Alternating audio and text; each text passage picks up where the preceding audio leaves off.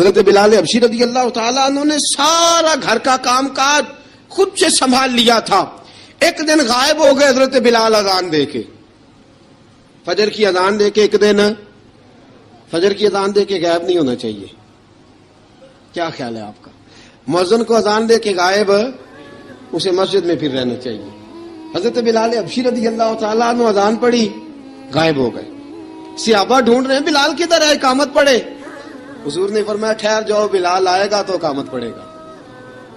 بلال آئے گا تو جلدی نہ کیا کرو مسجد میں. اگر 2-4 منٹ کبھی دیر ہو جائے نا نماز میں تو جلدی کوئی بات نہیں, اللہ کے گھر ہی آئے ہو نا, جلدی نہ مچایا کرو. اللہ کا گھر ہے, رحمت والی جگہ ہے.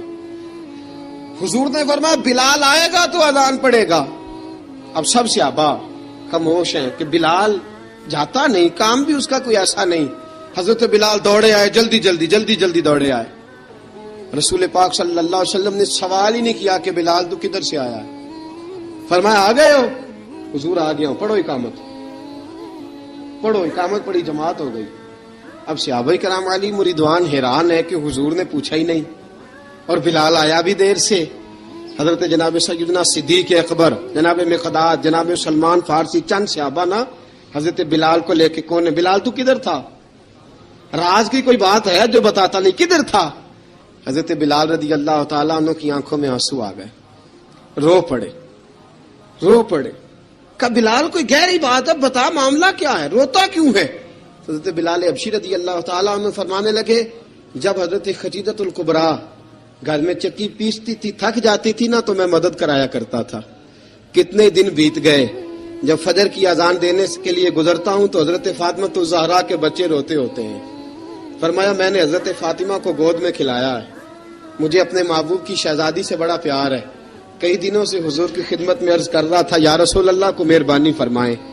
حضور نے رات پیغام بھیجا ہے سیدہ فاطمہ کو کہ بلال جب آئے تو پردہ کر کے اندر چلی جایا کر. حضرت بلال فرماتے ہیں اذان دے کے گیا تھا حضرت فاطمہ کے گھر, میں نے کہا محبوب کی بیٹی ذرا پردہ کر لے, تو بچوں کو دودھ پلا, میں تیری چکی پیس دیتا ہوں. حضرت بلال حبشی کی آنکھوں میں آنسو رو کے بتلاتے ہیں. فرمایا سیدہ طیبہ طاہرہ حضرت فاطمہ الزہرا, میرے حبیب نے پتہ کیا فرمایا؟ فرمایا جس نے فاطمہ کو راضی کیا اس نے تو مجھے راضی کیا.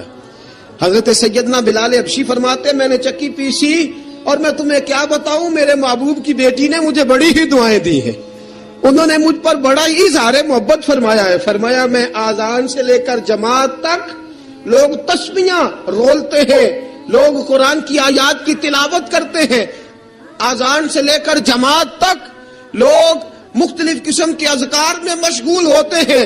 فرمایا میرا ذکر سنو, میری تلاوت سنو, میرا وظیفہ سنو. میں آذان سے لے کر جماعت تک محمد عربی کی بیٹی کی خدمت کرنے چلا جاتا ہوں. رسول پاک صلی اللہ علیہ وسلم کی شہزادی کی چکی پیس کے آیا. حضرت بلال نے اس انداز میں, بدر کی جنگ لگ گئی, بدر کا مارکا, حضرت بلال کے ہاتھ میں تلوار ہے, کہا میں لڑوں گا, پورا جہاد کروں گا. امیہ بن خلف جو بڑا مارا کرتا تھا نا, وہ دوڑ رہا تھا اپنے بیٹے کو لے کے. آگے کچھ صحابہ کھڑے تھے, وہ قریب سے گزرنے لگا. حضرت بلال نے فرمایا ذرا پکڑنا امیہ کو, یہ مجھے مارا کرتا تھا, ذرا پکڑنا, نہ جانے نہ دینا. امیہ کو صحابہ نے روکا. حضرت عبد الرحمن ابن عوف نے پکڑ کے ایک زور سے گھونسا مارا, ادھر جا کے گرا. حضرت بلال تلوار لے کے کھڑے ہیں امیہ کے سر پہ. کہا امیہ میں تجھے نہیں کہا کرتا تھا اللہ میرے مصطفیٰ کو بڑی عزتیں عطا فرمائے گا؟ میں تجھے نہیں کہا کرتا تھا کہ خدا ہمیں غلبہ دے گا؟ هو الذی ارسل رسولہ بالہدی ودین الحق لیظہرہ علی الدین کلہ. میں نہ کہا کرتا تھا کہ اللہ اس دین کو ہر دین پہ غلبہ دے گا. فرمایا دیکھ اللہ نے ہمیں عزت دے دی, دیکھ تو ذلیل کر دیا گیا. حضرت بلال نے مارا, گردن اڑا دی. حضرت ابوبکر صدیق پیچھے دیکھ رہے تھے, دوڑے ہوئے آئے, کہا بلال مبارک ہو, بلال مبارک ہو, آج تو تیرے سارے بدلے پورے ہو گئے. حضرت بلال نے سجدہ شکر ادا کیا. میرے دوستو بڑی باتیں ہیں جناب بلال کی کرنے والی. یہ وقت ساتھ نہیں نہ دیتا کسی کا, یہ رک جاتا ہے, یہ کہتا ہے کہ بس اب رک جاؤ, وقت ہو گیا آگے گزرنے کا. حضرت بلال حبشی رضی اللہ تعالیٰ عنہ رسول پاک کا وصال ہوا نا, حضرت بلال نے منہ سے لفظ ہی کوئی نہیں ادا کیا. کسی نے اپنا دکھڑا کسی انداز میں سنا لیا. حضرت عمر نے کہا, جس نے کہا حضور وصال کر کے گردن اڑا دوں گا. حضرت عثمان غنی نے کہا خبردار کوئی مجھے آ کے نہ بتائے کہ مصطفیٰ وصال کر گئے. حضرت علی المرتضیٰ رضی اللہ تعالیٰ عنہ نے فرمایا نہ بھائی میرے مصطفیٰ پر تو موت آتی نہیں جس طرح آپ لوگوں پہ. سب لوگوں نے اپنے اپنے اظہار کر لیے نا. بلال نے کسی کو دکھ بتایا ہی نہیں. ایک کونے میں بیٹھ کے نا حضرت بلال اکیلے آنسو بہاتے رہے, کسی کو بتایا ہی نہیں, اکیلے روئے. ایک شخص کہنے لگا یار بلال بولتا نہیں. کہا نہ بلاؤ اسے. عصر کی نماز کا وقت ہوا نا تو وہ بلال جو کعبے کی چھت پہ بغیر سیڑھیوں کے چڑھ گیا تھا, وہ بلال جو کعبے کی چھت پہ بغیر کسی سہارے کے چڑھ گیا تھا, اس بلال کو کہا کہ بلال چڑھ ذرا آذان پڑھ مسجد کی چھت پہ چڑھ جا. حضرت بلال کئی بار چڑھے اور کئی بار گرے, کئی بار چڑھے اور کئی بار گرے. حضرت بلال حبشی رضی اللہ تعالیٰ نے آواز دی, کہا سلمان میری مدد کرنا, میری مدد کرنا, اب مجھ سے چڑھا نہیں جاتا, اب مجھ سے جایا نہیں جاتا. جناب سلمان فارسی نے بھی سوال نہیں پوچھا کہ بلال تو بیمار ہے, یہ نہیں پوچھا. حضرت بلال کو 2-4 صحابہ نے اٹھایا, چھت پہ پہنچایا. بلال نے اذان شروع کی. جب کہا نا اللہ اکبر اللہ اکبر, وہ آواز جس میں بڑا سوز ہوتا تھا, بڑی درد, بڑی بلندی ہوتی تھی, بڑا جوش خروش ہوتا تھا, آج وہ آواز دب گئی. جب بلال نے کہا نا اشہد ان لا الہ الا اللہ, حضرت بلال رضی اللہ تعالیٰ عنہ نے تھوڑی دیر روک کے سانس لیا. جب کہا نا اشہد ان محمد الرسول اللہ, جو سارے چپ کھڑے تھے نا ان میں سے ایک بابا رو پڑا, جس کا نام ابو بکر صدیق تھا. جب حضرت ابو بکر صدیق کی آنکھ میں آنسو آیا تو حضرت بلال چھت کے اوپر زمین پہ گرے, زمین پہ گرے اور کہا ابو بکر یہ ڈیوٹی کسی اور کی لگا دے, یہ ڈیوٹی کسی اور کی لگا دے, اب میری روح اجازت نہیں دیتی, مصطفیٰ کریم کے بعد مجھ سے اذان نہیں پڑی جائے گی. آپ نے واقعہ سن رکھا ہے کہ ایک بار صحابہ نے بلایا, دوبارہ آئے, حضور خواب میں ملے, کہا بلال تو آتا کیوں نہیں. بلال چھوڑ کے چلے گئے تھے, فرمایا اب میرا یہاں دل نہیں لگتا. ملک شام کے شہر حلب میں چلے گئے تھے, چھوڑ دیا تھا مدینہ منورہ, اب میری نگاہوں میں جچتا نہیں کوئی, جیسے میرے محبوب ہیں ایسا نہیں کوئی. حضور خواب میں ملے, آئے مدینے, حضرت بلال آخری بار, لوگوں نے کہا اذان پڑھو, کہا مجھے وہ اذان بھول ہی گئی ہے جو مجھے مصطفیٰ کریم کے زمانے میں پڑھا کرتا تھا, مجھ سے نہیں پڑھی جاتی, نہ مجھے کہو میں کیسے پڑھوں. امام حسن اور حسین نے آ کے دامن تھاما نا تو کہا بیٹا میں تمہاری نانی کا بھی نوکر رہا ہوں, میں تمہاری ماں کی چکی بھی پیستا رہا ہوں, مجھ سے کوئی فرمائش نہ کر ڈالنا, میں نے نوکری کی ہے اور مجھے اگر اللہ نے توفیق دی تو میں تمہارے بچوں کے پیر بھی دھویا کروں گا. لیکن امام حسن رضی اللہ تعالیٰ انہوں نے فرمایا بلال ایک بار تو اذان سنانی پڑے گی. سنائی بلال نے اذان. کوئی گھر مدینے میں ایسا نہیں تھا جہاں سے رونے کی آواز نہ آئی ہو. حضرت عمر فاروق رضی اللہ تعالیٰ عنہ اپنے زمانے میں شام گئے تو جناب بلال حبشی رضی اللہ تعالیٰ عنہ سے کہا کہ اذان پڑھو.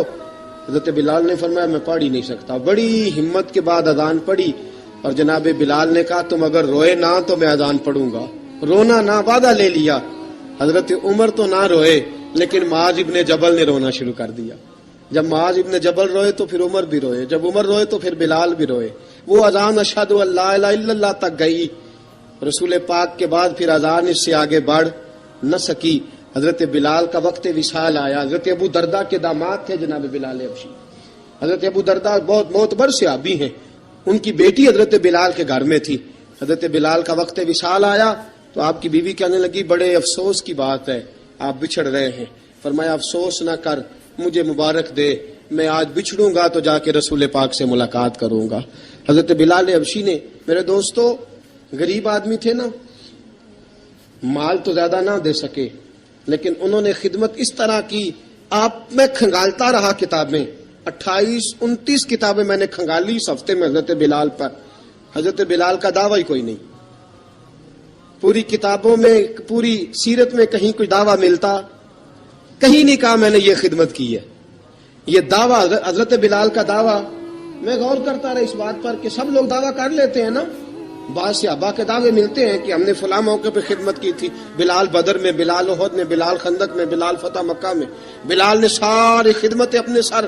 لیکن بلال کا دعویٰ, حضرت بلال نے اپنے منہ سے ایک بار بھی نہیں کہا میں نے یہ خدمت. عشق بہت کیا. غریبوں جان نہ چھڑایا کرو, یہ کہہ کہ جان نہ چھڑایا کرو کہ ہم کیا کر سکتے ہیں, ہم کدھر جائیں, ہم آگے بڑھو, عملی طور پہ اپنا آپ پیش کرو, رسول پاک کے عشق میں رنگ جاؤ. حضرت سیدنا عمر فاروق رضی اللہ تعالیٰ عنہ فرماتے تھے بلال اب تو حبشی غلام نہیں, اب تو مصطفیٰ کے صحابہ کا امام ہے. اب تو ہمارا امام ہے. جناب بلال حبشی رضی اللہ تعالیٰ عنہ کی زندگی بتلاتی ہے کہ غریب اگر آئے اور اپنے آپ کو رنگے رسول پاک کے رنگ میں تو وہ اتنی خدمت کر سکتا ہے، اتنی خدمت کر سکتا ہے کہ کوئی تاریخ بھی حضرت بلال کو چھوڑ کے مکمل ہو سکتی نہیں. کوئی بھی تذکرہ جناب بلال کو چھوڑ کے صحابہ کے تذکرے مکمل ہو سکتے نہیں. اور جہاں جہاں بھی عشق کی داستان لکھی جائے گی پہلے بلال کا نام لکھا جائے گا، پھر بات آگے بڑھے گی. اللہ ہمیں بھی حضرت بلال کے عشق کا قطرہ نصیب کرے، ہمیشہ مدحت خیر الانام میں گزرے. دعا ہے یہ عمر درود و سلام میں گزرے. وآخر دعوانا الحمد.